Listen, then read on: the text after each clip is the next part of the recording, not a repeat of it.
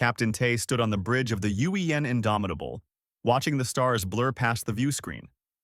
His ship was a battlecruiser, one of humanity's finest vessels, and it carried 800 souls through the dark void of space.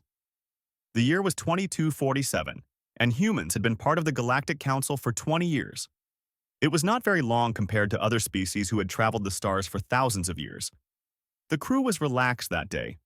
They were on patrol duty near the outer rim, far from any trouble. Hana, the tactical officer, was checking weapon systems out of habit more than necessity. Wu, the chief engineer, was in the engine room making small adjustments to improve efficiency. Dr. Su, the medical officer, was organizing supplies in the medical bay. It was supposed to be a quiet day. Then the distress signal came through. Hana's console lit up with urgent flashing lights. She pressed her earpiece closer and her face went pale. "Captain, we're receiving an emergency transmission.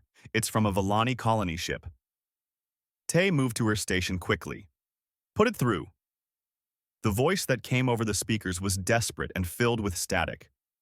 The Villani were known throughout the galaxy as peaceful traders. They looked like living crystals, beautiful and fragile. Their bodies reflected light in rainbow patterns, and they lived on low-gravity moons where the weather was always gentle. They had never hurt anyone in their entire history. "This is the Villani ship Bright Harmony," the voice said, trembling with fear. "We are under attack by the Krell swarm. Our shields are failing. We have 6,000 civilians aboard, including 2,000 children. Our hull is breaking. We estimate 8 hours before total failure. Please, anyone who can hear this, we need immediate evacuation. Please help us." The message repeated, growing weaker each time. Tay felt his jaw tighten. The Krell were a nightmare species. They were insectoid creatures who attacked in massive swarms, destroying everything in their path. The Galactic Council had tried to stop them many times and failed. The Krell did not negotiate. They did not take prisoners. They simply destroyed. "Hana, respond to their signal. Tell them we received their message," Tai ordered. "Then get me the Galactic Council Emergency Response Center." While Hana worked, Tay called down to engineering. "Wu, I need you up here. We might have a situation." Within minutes, Wu arrived on the bridge, wiping grease from his hands. He was a brilliant engineer who could fix almost anything. Behind him came Dr. Su, who had heard the commotion and wanted to know what was happening. The connection to the council came through. A being made of swirling gas appeared on the screen. This was Admiral Velix, one of the council's military commanders. His species came from a world with almost no gravity, where the air was thick and movement was slow and gentle. "Captain Tay, we received your inquiry about the Villani vessel," Velix said. His translated voice sounded calm, almost bored. "The situation is unfortunate. Our nearest fleet is 4 days away. We have calculated the acceptable losses and advised the Villani to prepare for a dignified transition. They should transmit their cultural archives before the end." Tai stared at the screen in disbelief. "You're telling them to give up and die?" "We are telling them the reality of the situation, Captain. The Krell have 40 war spheres surrounding them. Any rescue attempt would be suicide. We cannot risk valuable military assets for a rescue that has only a 3% chance of success." 3% is not 0%, Tay said, his voice hard. "Captain, you must understand. Your species is new to the Council. You do not yet grasp how space warfare works. The mathematics are clear. A rescue is not feasible." Tay ended the transmission without another word. He looked at his crew. Hana met his eyes and nodded slowly. Wu crossed his arms, waiting. Dr. Su's expression was determined. "Get me every human ship in this sector," Tay said. Within 30 minutes, 3 other human vessels responded. Commander Hay commanded the destroyer Soul's Pride with her crew of 400. Captain Jin led the Pacific Storm, another destroyer. Captain Young controlled the assault carrier Iron Resolve, which carried 600 Marines in addition to her ship's crew. Together, the 4 human ships held 2,400 military personnel. Tay opened a channel to all 3 ships. The other captains appeared on his screen. They had already heard the Villani distress call. "The Council says the nearest help is 4 days away," Tay told them. "The Villani have 8 hours. The council calculated the odds and decided it's not worth the risk. They're leaving 6,000 civilians to die. That's not acceptable, Commander Hay said immediately. Agreed, Captain Jin added. Captain Young leaned forward. What's the plan, Tay? We go in. Full burn. We get there in 3 hours and we evacuate everyone we can. The Krell have 40 war spheres. We have 4 ships. There was a moment of silence. Then Commander Hay smiled. It was not a warm smile. 40 to 4? That's only 10 each. Sounds fair to me. Captain Jin laughed, a harsh sound. The Council doesn't know what humans can do. Let's show them. My Marines are ready, Young said. We didn't come to space to watch innocent people die. Tay felt pride swell in his chest. This was what made humans different. Other species calculated risks and acceptable losses. They made logical decisions based on mathematics. But humans were from Earth, a world that had tried to kill them every single day of their evolution. They had learned that sometimes the right choice was not the logical choice. All ships. Plot a course to the Villani position, Tay commanded. Maximum acceleration. I want 8G burn. Wu winced. Captain, 8Gs will use a lot of fuel. We'll barely make it back. If we don't go, they won't make it at all, Tay said simply. 8 gravities of acceleration would crush most alien species. Their bones would break and their organs would fail. But humans had evolved in Earth's gravity, which was much stronger than most worlds. With their gel-cushioned combat suits and their reinforced bodies, they could handle it. It would be uncomfortable, but they would survive. The 4 human ships turned as one and began to accelerate. Inside each vessel, crew members strapped into their stations and activated their suits. The pressure built as the ships pushed harder and faster through space. On the Indomitable's bridge, Hana ran calculations.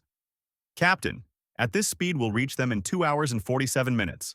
That gives them over 5 hours of remaining life support. Good. Hana, I want you to plan our attack vectors. Wu, give me everything the engines can handle. Dr. Su, prepare the medical bay for mass casualties. We're bringing those Villani home. His crew moved with quick efficiency. They were scared, Tay knew. They were about to fight 40 enemy vessels with only 4 ships. By all logic, they should die. But they were human, and humans had stopped listening to logic a long time ago. As the Indomitable raced through space toward an impossible battle, Tay thought about what Admiral Velix had said. The Council calculated acceptable losses. They decided who lived and who died based on mathematics. But humans were different. Humans believed that every life mattered. They believed that the strong should protect the weak. They believed that no one should be left behind. The stars were silent as always. Captain Daewon sat in his chair on the bridge of the listening station, watching the screens that showed nothing but empty space. He had been doing this for 2 years now. 2 long years of sitting at the edge of human space, listening for signals that never came. The station was called Vigilant Eye. It floated alone in the dark, far from Earth and far from any human colony. 30 people lived here with Daewon. Their job was simple. Listen. Listen for any sign that humanity was not alone in the universe. So far, they had found nothing. Daewon rubbed his tired eyes. Another shift, another day of cosmic static. He looked around the bridge. His crew worked quietly at their stations. They were good people, patient people. They had to be, for this kind of work. Captain, a voice called out. It was Jiwoo, the communications officer. She sat at her station with her headphones on. Her eyes were wide. Captain, I have something. Daewon sat up straight. What is it? A signal. Not random, not natural. Jiwoo's fingers moved fast across her keyboard. It's using mathematics. Prime numbers in sequence. The bridge became silent. Everyone stopped working and looked at Jiwoo. Prime numbers meant intelligence. It meant someone was trying to talk. Put it on speakers, Daewon said. His heart beat fast. The sound filled the bridge. It was not like human speech. It was a series of tones and pulses, but there was a pattern. A clear, desperate pattern. Where is it coming from? Daewon asked. Sector 449, about 40 light-years from our position, Jiwoo replied. She looked scared and excited at the same time. Captain, this is real. This is first contact.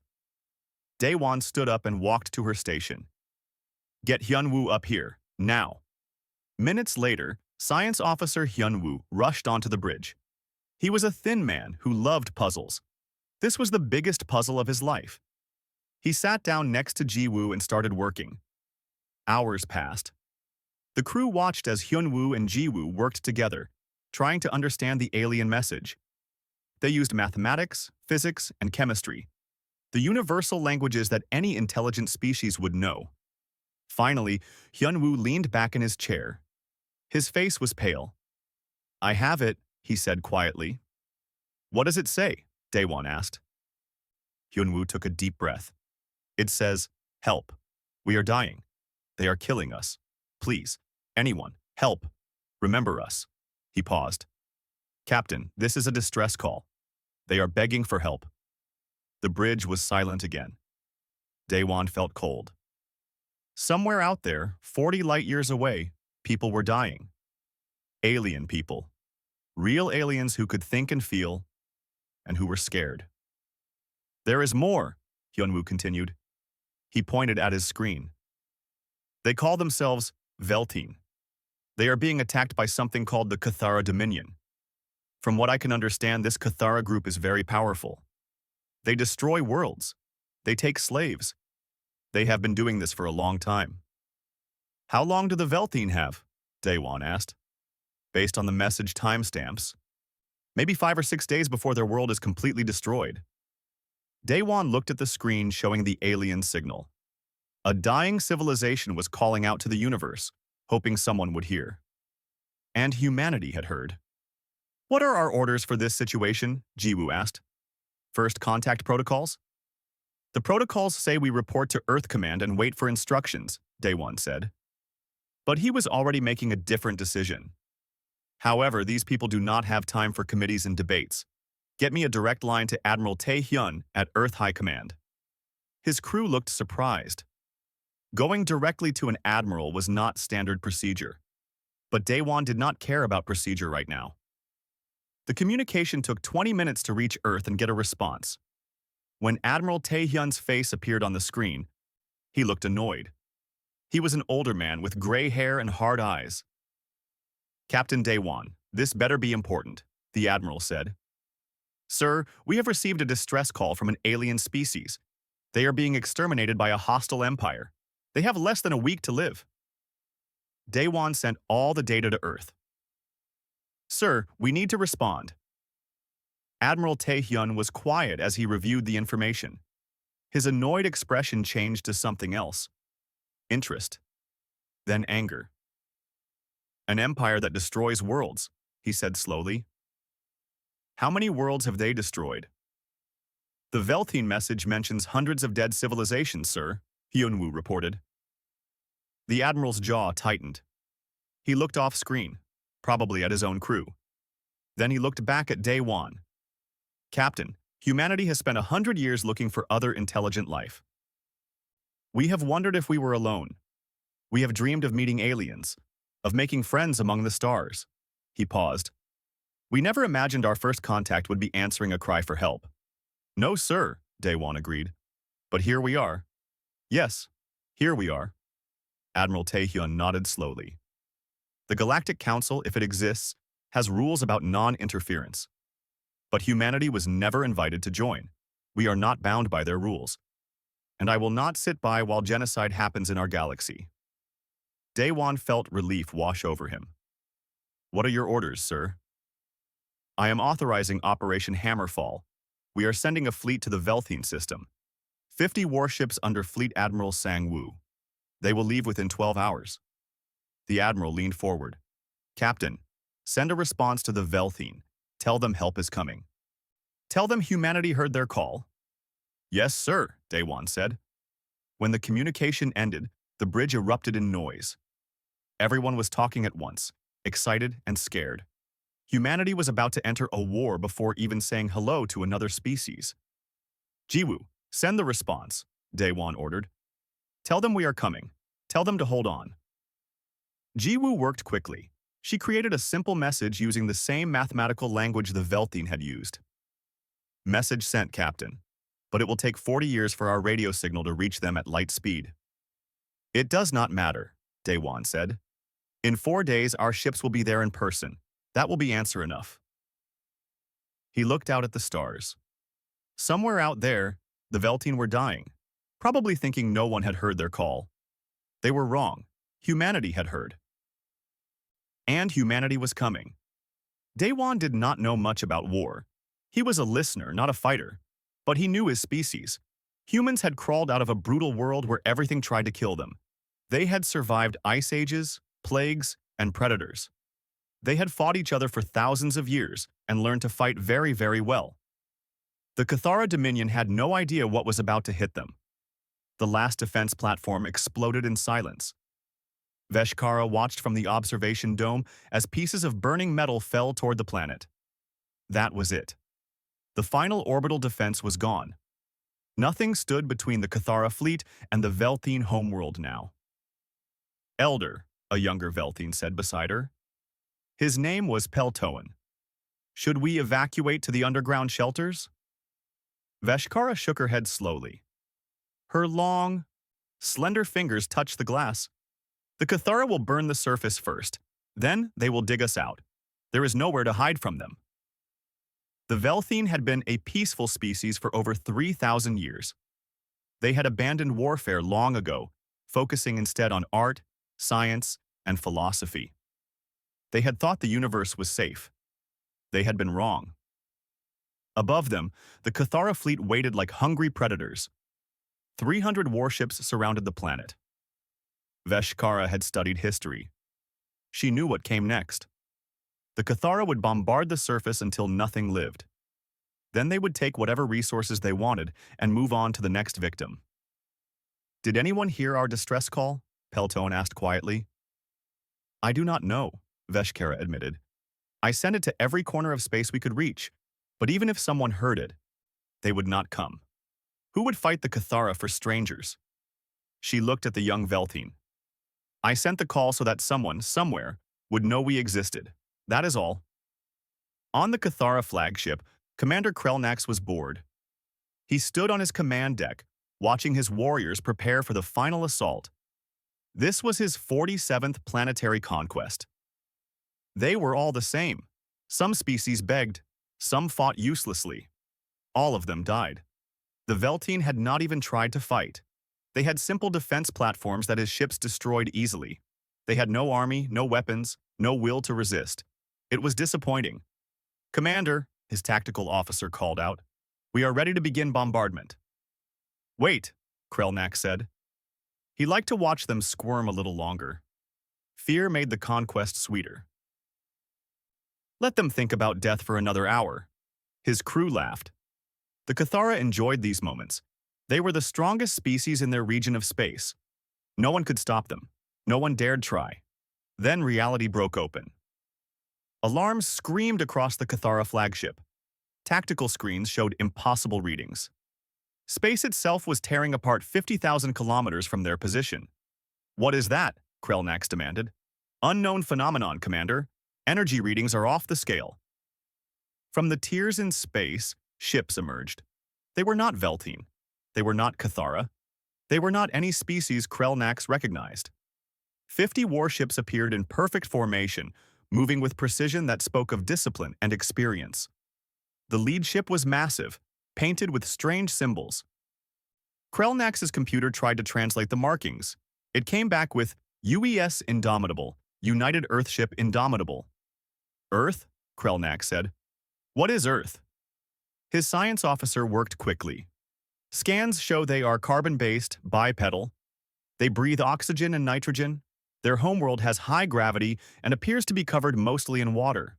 Commander, these beings come from a water world. The Cathara bridge crew laughed. Water worlds produced soft, weak species. These newcomers would die easily. Are they responding to our hails? Krelnax asked. Yes, Commander. Incoming transmission. A face appeared on the screen. It was the face of a human, though Krelnax did not know that word yet. The creature had forward-facing eyes, like a predator. Its skin was smooth, its expression calm. It wore a dark uniform with symbols of rank. Cathara forces, the creature said in perfect Cathara language. You are interfering with a species under human protection. Withdraw immediately or face consequences. The Cathara bridge was silent for a moment. Then everyone laughed. Under human protection? These unknown aliens were protecting the Veltine? I am Commander Krelnax of the Cathara Dominion, he replied. You are in Cathara space. Leave now, or we will destroy you. The human's expression did not change. You have been warned. This is Fleet Admiral Sangwoo of the United Earth Defense Fleet. Last chance to withdraw. Krelnax cut the transmission. Tactical analysis. Can we defeat them? Easily, Commander. They have 50 ships. We have 300. Their vessels are smaller than ours. Their weapons appear primitive. Scan shows no advanced shielding. They are no threat. Then let us teach these humans not to interfere with the Cathara. Krelnax sat back in his command chair. Attack formation. Destroy them all. The Cathara fleet moved forward in standard assault formation. 300 warships against 50. It should have been a slaughter. On the Veltine homeworld, Veshkara watched in confusion. Ships had arrived. Unknown ships. They positioned themselves between the Cathara fleet and the planet. Who are they? Peltoan asked. I do not know, Veshkara whispered. But they came. Someone actually came. Aboard the UES Indomitable, Fleet Admiral Sangwoo sat calmly in his command chair. Around him, his crew worked with quiet efficiency. These were the best officers in the United Earth Defense Fleet. They had trained for years. They were ready. Commander Jae-min, fleet status? Sangwoo asked. All ships report ready, Admiral. Weapons hot. Drives at maximum. All pilots are in their fighters, his executive officer replied. Sujin, weapons status? Weapons officer Sujin checked her screens. Railguns loaded with tungsten rounds. Nuclear missiles armed. Plasma lances charged. Gravity hammer ready on your command, sir. Communications officer Yuna, did they reject our offer? Yes, sir. The Cathara commander laughed at us. Sangwoo nodded slowly. They do not know what we are. They think we are weak because we come from a water world. They think our small ships mean we are easy prey. He looked around the bridge. Let us educate them. All ships, scatter formation alpha, weapons free. Show them what Deathworlders can do. The human fleet exploded into motion. Ships that had been in neat formation suddenly scattered in a dozen different directions, accelerating at speeds that should have been impossible. Each ship moved independently, yet perfectly coordinated. The Cathara tactical officer stared at his screen in confusion. Commander, they are pulling 15 gravities. No biological crew should survive that. It must be automated ships, Krelnax said. But doubt crept into his voice. The human ships were not automated. Every ship had a living crew. Humans who evolved under Earth's crushing gravity, whose bones were dense, whose hearts were strong, whose bodies could handle forces that would kill most aliens. The UES Indomitable led the charge. On Sangwoo's command, every human ship opened fire at once. Railgun rounds flew through space at a significant fraction of light speed. They were tungsten rods designed to break apart asteroids for mining. Against the Cathara shields, they performed even better. The shields were not designed to stop kinetic weapons moving that fast. 20 Cathara cruisers exploded in the first 3 seconds. Krelnax stood up from his chair, staring at the tactical display. What? How? Commander, their weapons are ignoring our shields. Our shields stop energy weapons, not solid projectiles moving at these velocities. The Cathara fleet was dying. Commander Krelnax watched his tactical display with growing horror as ship after ship disappeared from the screen.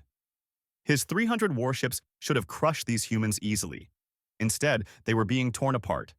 Damage report, he shouted. 70 ships destroyed, Commander. Another 40 damaged, his tactical officer reported. His voice shook with fear. The humans are not slowing down.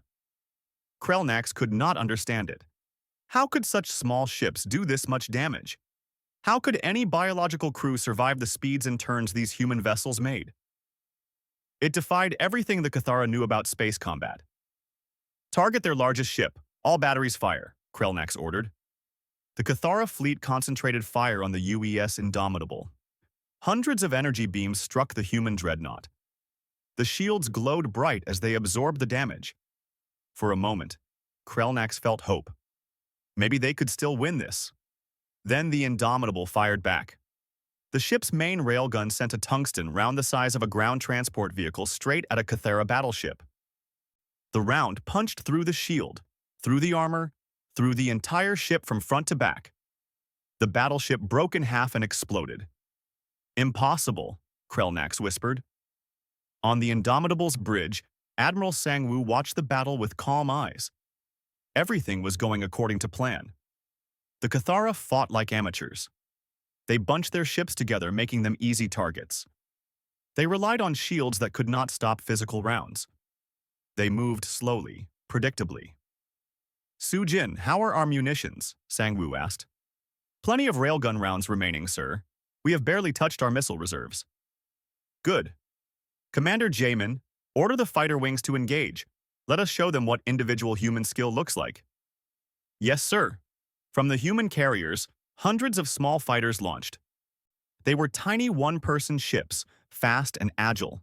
Each carried a human pilot with reflexes honed by evolution on a deadly world. Lieutenant Hyarin sat in her fighter's cockpit, her hands steady on the controls. She had trained for this her entire adult life. Around her, the rest of her squadron formed up. 12 fighters against an empire. Phoenix Squadron, this is Phoenix Leader, she transmitted. We have multiple Cathara interceptors inbound. Engage at will. Remember your training. We are faster, we are smarter, and we are meaner than anything they have ever faced. Yes, ma'am, her squadron replied. The Cathara interceptors came at them in a straight line. Hyarin almost felt bad for them. Almost. She pulled her fighter into a spiral that would have knocked out most alien pilots. Her human body handled the G-forces easily. Her ancestors had survived saber-toothed cats and ice ages. She could handle a little acceleration. She locked onto a Cathara interceptor and fired. Her fighter's guns were small, but they fired the same tungsten rounds as the big ships, just smaller. The Cathara interceptor's shield did nothing. The rounds tore through its hull. The alien ship exploded. Around her, the rest of Phoenix Squadron did the same. In the first 30 seconds, they destroyed 20 Cathara interceptors without losing a single fighter. The Cathara pilots never knew what hit them. Human reflexes were too fast, human tactics too aggressive. One Cathara pilot managed to get behind Hyarin. He fired, and energy bolts streaked past her fighter. Hyarin grinned. She pulled her fighter into a move that should have been impossible. She flipped backward in space, reversing direction completely, and ended up behind the Cathara pilot who had been chasing her. Surprise, she said, and fired. Another kill. Back on the Velthine homeworld, millions watched the battle. Veshkara stood in the observation dome with hundreds of other Velthine. None of them could look away. The humans were not just winning, they were dominating. How are they doing this? Someone asked. They are so few and the Cathara are so many. Veshkara thought about it. She had studied warfare as a historical curiosity. Her people had abandoned violence millennia ago, but she remembered the old lessons. The humans fight like they are designed for it, she said slowly. Every move is efficient. Every shot is accurate. They do not hesitate. They do not fear. This is not their first war. She was right. Humanity had been fighting wars since before they discovered fire. They had fought each other, fought predators, fought disease and starvation. War was in their blood, in their bones, in their very DNA. Admiral Sangwoo decided it was time to end this. Su-jin, target the Cathara flagship. Prepare the gravity hammer. The bridge crew became very focused. The gravity hammer was humanity's newest weapon, and it had never been used in combat before.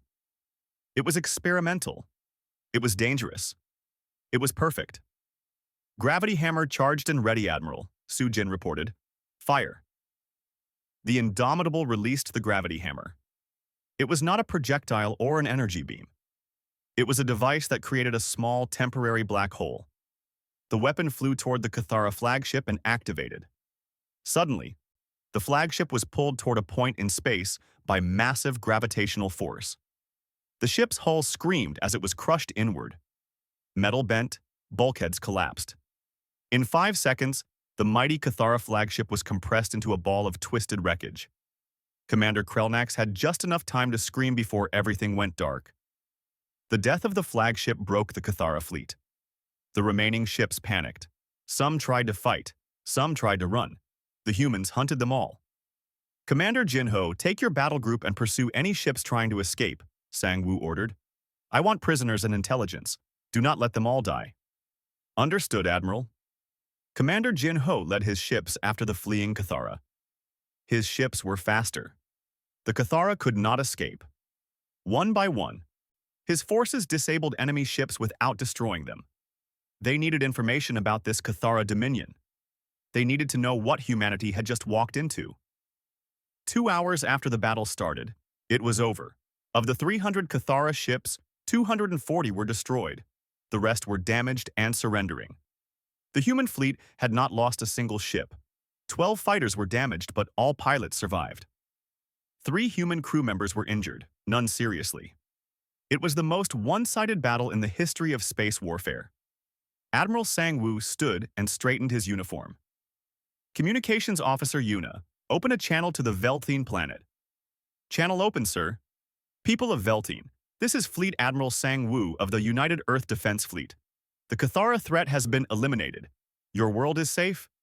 We heard your call for help. Humanity has answered. On the surface, Veshkara fell to her knees. Around her, Veltine were crying, cheering, holding each other. They had been saved. These strange humans from a water world had crossed the stars to save people they had never met. Why? Peltoan asked, tears running down his face. Why would they do this for us? Veshkara did not have an answer. Not yet, but she would find out. She knew the Cathara prisoners sat in rows, their hands bound. They stared at their human captors with fear and confusion. These humans had defeated an Empire fleet in 2 hours. What kind of monsters were they? Sergeant Mi Young walked between the rows of prisoners. She was a Marine, trained for boarding actions and ground combat. Her armor was scratched from the fighting, but she stood tall and strong. Behind her, her platoon kept watch over the captured Cathara crew. Tell me about your empire, Mi Young said to one prisoner. She spoke through a translator device that turned her words into Cathara language. The prisoner, a young Cathara warrior, shook his head. You do not understand what you have done. The Dominion will send more ships, bigger fleets. You cannot fight us all. Mi Young knelt down to look the warrior in the eye. How many species has your Dominion destroyed? The warrior did not answer. How many? Mi Young asked again, her voice harder. I do not know, the warrior finally said. Hundreds, maybe thousands. We have been expanding for over a century. The strong survive, the weak are consumed. This is the way of the galaxy. Mi Young stood up. She felt anger burning in her chest. Hundreds of species. Thousands of worlds. All destroyed by this empire of bullies. She tapped her communicator. Admiral Sang Woo, you need to hear this. An hour later, Admiral Sang Woo reviewed the intelligence his Marines had gathered from the Cathara ships. The data was horrifying. The Cathara Dominion stretched across 70 star systems. They had destroyed or enslaved over 300 species. Billions of lives lost. Entire civilizations erased from existence. This is not just a local threat, Commander Jamin said. He looked sick as he read the reports. This is systematic genocide on a galactic scale. And no one stopped them, Sang Woo said quietly. For over a century this has been happening, and no one fought back. The data mentions a galactic council, Yuna reported. Multiple species who knew about the Cathara, but did nothing. They had rules against interference.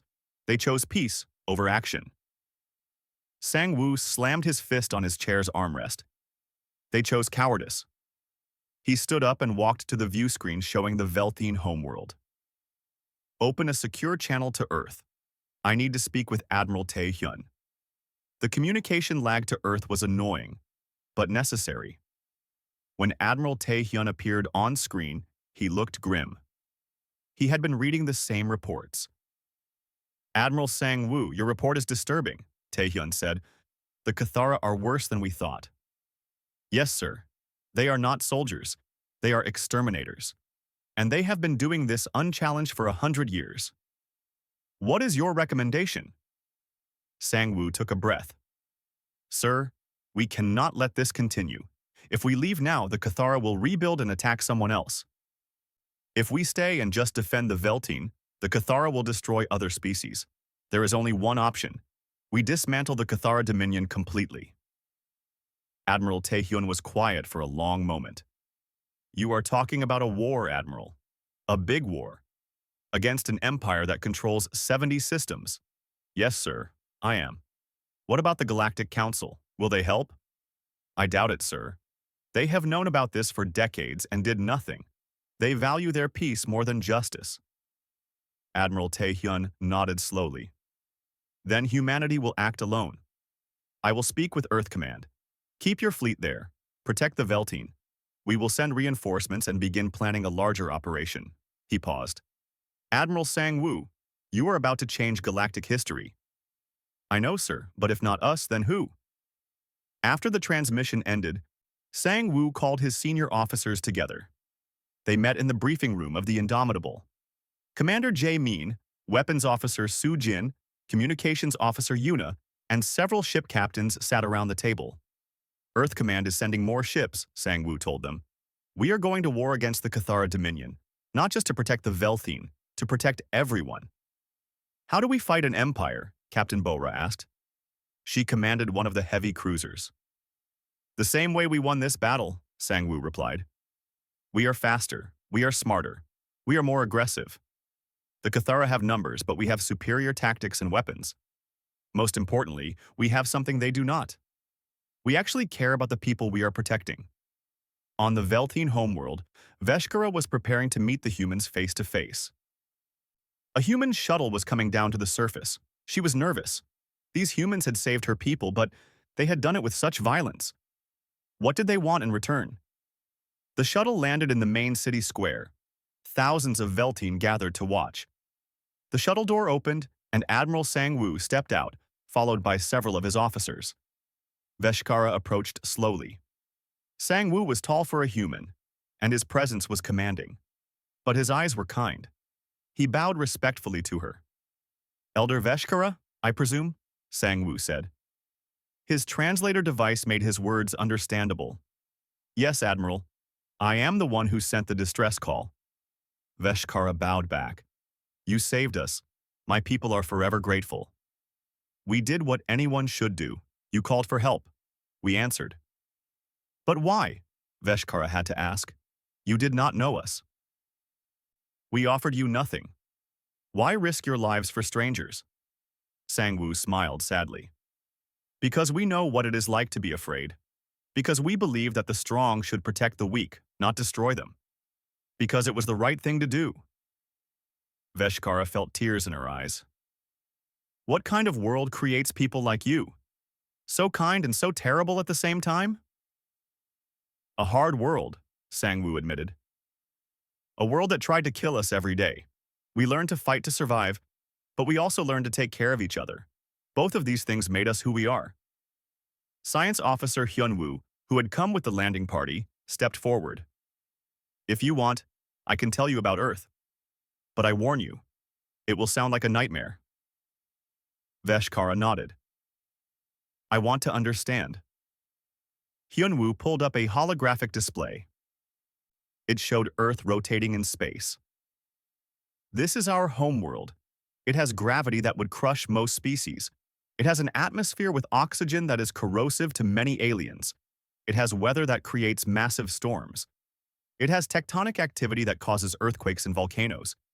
It has predators that evolved alongside us. Diseases, wars, famines. Everything on Earth tried to kill humans. And you survived, Veshkara said in wonder. More than survived. We thrived. We became apex predators. We learned to work together, to build tools, to adapt.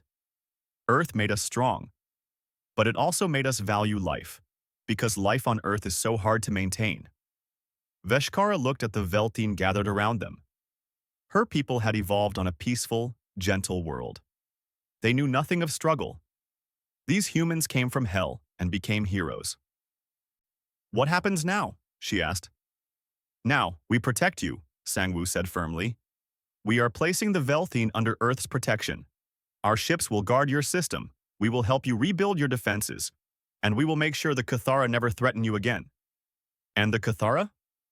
3 days after the battle, a ship arrived at the Veltine system. It was not Cathara. It was not human. The design was elegant, peaceful, covered in symbols of diplomacy. This was a ship from the Galactic Council. Admiral Sang-woo received the transmission in his ready room. The alien on the screen was tall and thin, with blue skin and large eyes. He introduced himself as Ambassador Thelquan. "Admiral Sang-woo of Earth," Thelquan said carefully. "The Council has detected your battle with the Cathara. We come to speak with you about galactic law." "I see," Sang-woo replied. "You come now, after the fighting is done. Where were you when the Veltine were dying?" Thelquan looked uncomfortable. "The Council has rules. We cannot interfere in conflicts between species. It leads to larger wars." "So you let genocide happen because it is easier than fighting?" "It is more complicated than that, Admiral. The Cathara are powerful. Fighting them would cost millions of lives. And letting them destroy species does not cost lives?" Sang-woo stood up. "Ambassador, humanity is not part of your council. We are not bound by your rules. We will do what we think is right." "And what do you think is right?" "Protecting those who cannot protect themselves. Stopping bullies. Making sure no species has to die alone and forgotten." Sang-woo crossed his arms. "The Cathara Dominion ends. We will free every species they enslaved. We will liberate every world they conquered. If your council wants to help, you are welcome. If not, stay out of our way." Thelquan was silent for a moment. Then he said something unexpected. "Many on the council are grateful for what you did. We have been ashamed of our inaction for decades. But we were afraid. The Cathara seemed unstoppable." "They were not unstoppable. They just needed someone willing to stop them." "Yes, we see that now." Thelquan bowed slightly. "The Council wishes to meet humanity formally. We have much to discuss." "We will meet," Sang-woo agreed. "But first, we have work to do." In the Cathara capital, panic spread through the High Council. News of the defeat at Veltine had arrived. 300 ships destroyed. The mighty Commander Krelnax dead. And the humans had done it with only 50 vessels. "We must respond," shouted one council member. "We cannot let this insult stand." "But what are these humans?" another asked. "How did they defeat Krelnax?" The High Council argued for hours. Finally, they made a decision. They would send a massive fleet to Earth itself. 500 ships. They would destroy the human homeworld and show the galaxy that the Cathara could not be challenged. It was the worst decision they could have made. 2 weeks later, the Cathara fleet arrived at the edge of Earth's solar system. They expected to find a soft, undefended water world. Instead, they found a fortress. Earth's system was the most heavily defended place in human space. Every planet had defense platforms. Every moon had railgun batteries. Every asteroid in the belt had sensors and weapons. Mars, Jupiter, Saturn, all of them were military strongholds. And the Cathara fleet was not facing 50 human ships. They were facing 500. Lieutenant Hyarin was now stationed at Mars Defense Command. When the Cathara fleet appeared on her sensors, she smiled grimly. "They actually came here. They came to our home." "All stations, battle alert," her commander announced. "The Cathara are about to learn why you do not attack a Deathworlders' homeworld." Admiral Sang-woo had returned to Earth after securing the Veltine system. Now he stood in Earth Defense Command, watching the Cathara fleet approach. Around him were the greatest military minds of humanity. "They outnumber us evenly this time," Admiral Taehyun noted. 500 to 500. But this is our home, Sang-woo replied, and we have had 2 weeks to prepare. They are about to see what human creativity can do with time and motivation. He opened a channel to the Cathara fleet. Cathara forces, this is Fleet Admiral Sang-woo. You attacked our home. This was a mistake. You have one chance to surrender. After that, your empire ends today. The Cathara commander laughed. Surrender? We are the Cathara. We do not surrender. So be it. Sang-woo cut the transmission. He looked at his tactical team. Show them everything. The Cathara fleet advanced confidently. Then the trap sprung. From the asteroid belt, thousands of railgun rounds launched simultaneously. From behind Mars, hidden human ships appeared. From orbital platforms around Earth, missiles flew by the hundreds. The Cathara fleet sailed into a shooting gallery. The battle was even more one-sided than at Veltine. The Cathara ships were designed for offense, not defense. They had never faced an enemy on their home territory before. Every asteroid could be a weapon. Every moon hid a surprise. The humans used their own solar system as a weapon. In 30 minutes, half the Cathara fleet was destroyed. The rest tried to retreat, but human ships pursued them relentlessly. Commander Jin Ho led the chase, just as he had at Veltine. Not one escapes, Admiral Sang-woo ordered. They came to our home. They threatened our families. End them. When the battle finished, the Cathara fleet was destroyed. Every single ship. The debris would orbit an Earth system for years, a reminder to anyone who thought humanity could be bullied. But Sang-woo was not done. He recorded a message and sent it on every frequency, aimed at Cathara space. He wanted every Cathara to hear it. He wanted the whole galaxy to hear it. People of the Cathara Dominion, this is Fleet Admiral Sang-woo of Earth. You came to our home. You tried to destroy us. You failed. Your fleet is gone. Your commanders are dead. Your age of conquest is over. He paused. You have 1 week to release all enslaved species and withdraw from all conquered worlds. After that, humanity comes for you. We will dismantle your empire world by world. We will free every species you have oppressed.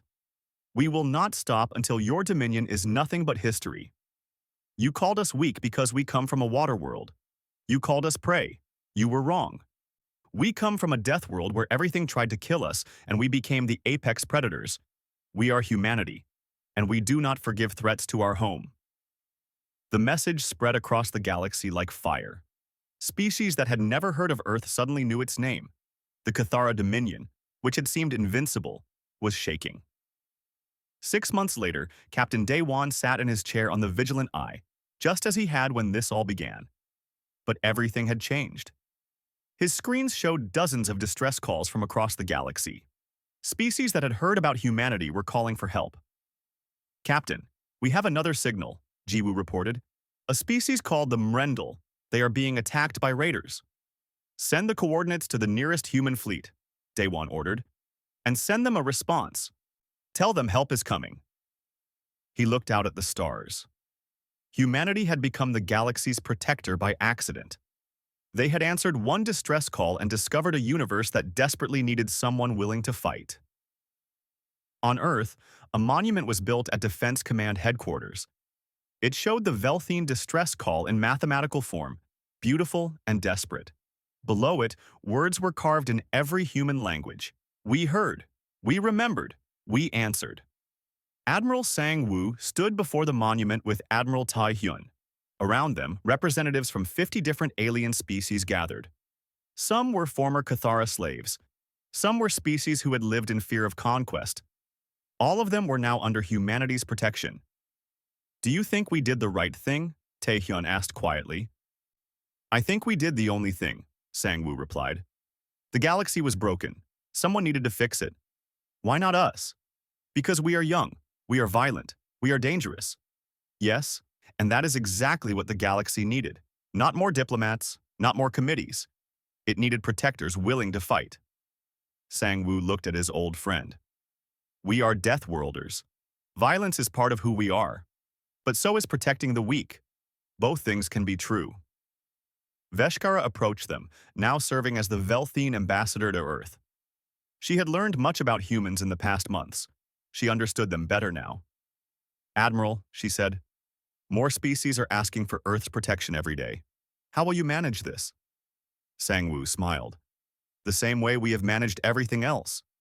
With determination, creativity, and the absolute refusal to let innocent people die while we watch." He looked up at the stars. The Cathara thought they could rule through fear. They were wrong. Humanity will protect through strength, and we will not stop until every species in this galaxy can live without fear. The monument stood tall behind them, a promise carved in stone. Humanity had heard a cry for help from across the stars. They had answered with everything they had. And the galaxy would never be the same. Somewhere in the darkness of space, another distress call was being sent. Another species in trouble. Another cry for help. And humanity was listening. Sangwoo's expression became hard. "We are going to dismantle their empire. Every enslaved species will be freed. Every conquered world will be liberated. The Cathara will learn that their age of unopposed conquest is over." He raised his voice so all the Velthine could hear. "People of Velthine, humanity has entered the galactic stage. We are not conquerors. We are not diplomats. We are protectors. And we keep our promises." The Velthine erupted in cheers. For the first time in weeks, they felt hope. These strange, violent, wonderful humans from a nightmare world had become their salvation. Dead to understand what kind of species would answer a distress call from complete strangers and then fight with such terrible efficiency to protect them. Above them, the human fleet took up defensive positions around the planet. They were not leaving. They were standing guard, making sure no other threats came. Humanity had declared the Velthine under their protection, and humans kept their promises. In his command chair, Sangwoo allowed himself a small smile. First contact had gone well. Violently, but well. Now came the hard part. Explaining to the galaxy that humanity was here, and that the rules had changed. "Return fire, kill them!" But the human ships were already somewhere else. They moved like living things, like hunters who had chased prey for millions of years. The Cathara fired at where the humans had been, not where they were. Veshkara watched the battle from the surface. The sky lit up with explosions. In minutes, the situation had completely reversed. The Cathara fleet was in chaos. The human ships danced between them like deadly insects, striking and moving, never staying still. "They are winning," Peltoan said in amazement. "The humans are actually winning." Veshkara could not speak. She just watched as humanity announced its arrival to the galaxy with fire and fury. 4 days. The Velthine just needed to survive 4 more days. Then they would learn what it meant to be protected by Deathworlders. Daewon sat back in his chair and watched the stars. They were not silent anymore. Someone had spoken, and humanity had answered. The stars stretched into lines as the ship pushed faster. Somewhere ahead, 6,000 innocent people were waiting to die. They did not know that help was coming. They did not know that 4 human ships were burning through space at impossible speeds to reach them. But they would know soon. The Deathworlders were coming, and they would show the galaxy what humanity truly meant.